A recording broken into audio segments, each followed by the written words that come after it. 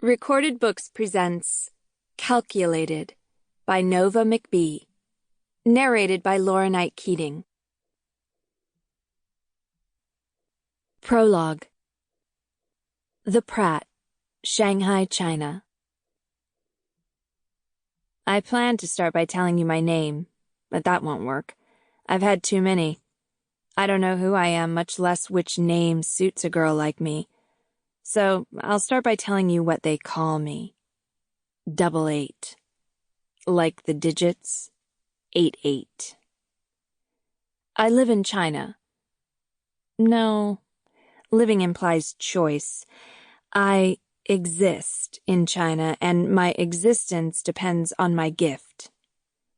I don't believe in luck, but that's what people say I have. Of course, all they see is my ability to make millions of dollars at the drop of a hat, not the constant bombardment of numbers that rule my inner world. I've learned to live with my gift, even maneuver in it, but if someone had told me how my life would turn out, I'd have opted for the fate of a sewer rat instead. My mother, whose hands are clean of anything that has happened to me over the past 2 years, told me I had this rare gift for a reason. I remember her eyes shining brightly, gazing down at me. "You could change the world with your mind, little seagull." If only she knew what my mathematical genius was being used for. The shock might cause her to jump right out of her grave. But she'd die twice if she knew what Dad and Mara had done. It almost makes me laugh. A girl who can predict almost everything around her, except the betrayal of her own family. It's completely logical that I missed it.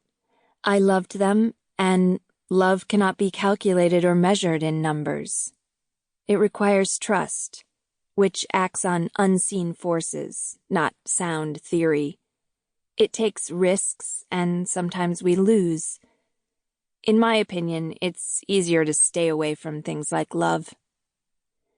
People who don't see the world through a screen of equations often say love happens by chance.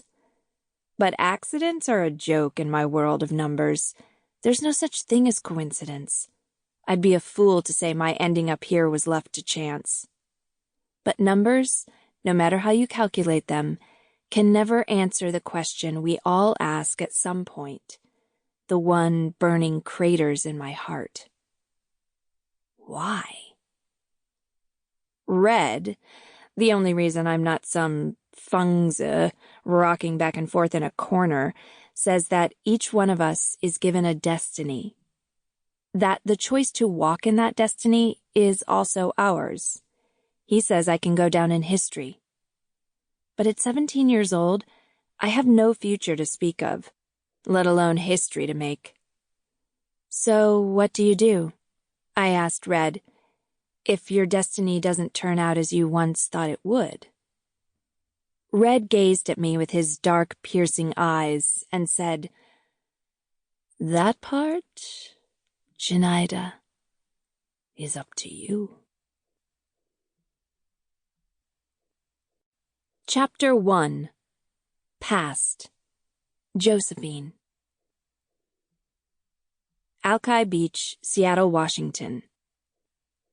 My dad is going to kill me. I went and did the very thing he asked me not to do. It wasn't as if I planned it. I didn't wake up thinking, today I will defy my father. Not at all. He's the best dad in the world. Even if he did fire me without an explanation from his company 3 days before graduation, on the anniversary of Mom's death. Hopefully he'll take my news as well as I took his. I twisted the stem of a white lily between the pads of my fingers as I stared out into my ocean, waiting for him to return. As always, my calculations kept me company. A girl in green Nikes ran down the beach. From the footprints in the sand, I could tell that her stride is 4 feet 8 inches, which means she was roughly 5'7" and overstriding by 3 inches.